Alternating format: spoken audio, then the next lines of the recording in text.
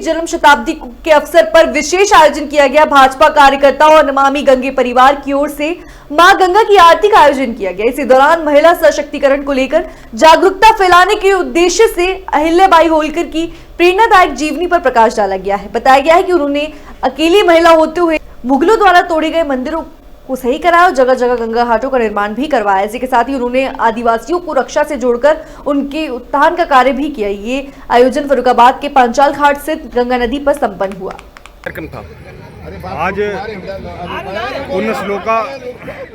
पुण्य श्लोका देवी राजमाता अहिल्याबाई होलकर की त्रिशताब्दी जन्म की जो है वो नमामि गंगे परिवार के द्वारा यहाँ मनाई गई।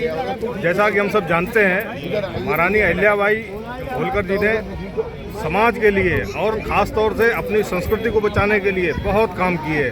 चाहे गंगा घाटों का पुनरुद्धार हो, चाहे मंदिरों का पुनरुद्धार हो, पूरे देश भर में हमको लगता कि शंकराचार्य जी के बाद अगर पूरे देश के चारों कोनों को अगर सांस्कृतिक रूप से एकत्रित करने का किसी ने काम किया है तो वो पुण्य श्लोका लोक माता रानी अहिल्याबाई होलकर जी ने किया है। उनके जन्म त्रिशताब्दी के अवसर पर आज हम सब लोगों ने उनको स्मरण करते हुए माँ गंगा की आरती की है।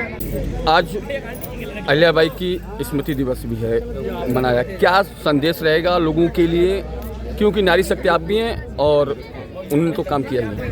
आज जो कार्यक्रम था वो लोक माता अहिल्याबाई जो 300 साल पहले रानी थी मालवा क्षेत्र की, उनकी स्मृति में किया गया।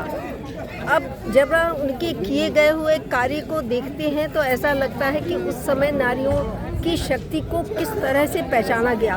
एक अकेली नारी जो शादी होते जिसके पति का देहांत हो गया हो, सती की प्रथा होते हुए भी ससुर जी ने रोक लिया हो, थोड़े दिन बाद बेटे का देहांत हो गया, पति का देहांत हो गया, वो अकेली पूरे भारत में जो मुगलों ने जगह जगह मंदिर विध्वंस किए थे उनको बनवाया। जहाँ घाट की ज़रूरत थी, गंगा मैया के घाट, जमुना मैया के घाट, वो सब बनवाए। जहाँ पर भी जैसे आदिवासी जनजाति लोग जो सिर्फ लूटपाट करते थे उनको रक्षा के क्षेत्र से जोड़कर समाजोत्थान का इतना बड़ा काम किया जो आज भी अनुकरणीय भी है और उदाहरणीय भी है।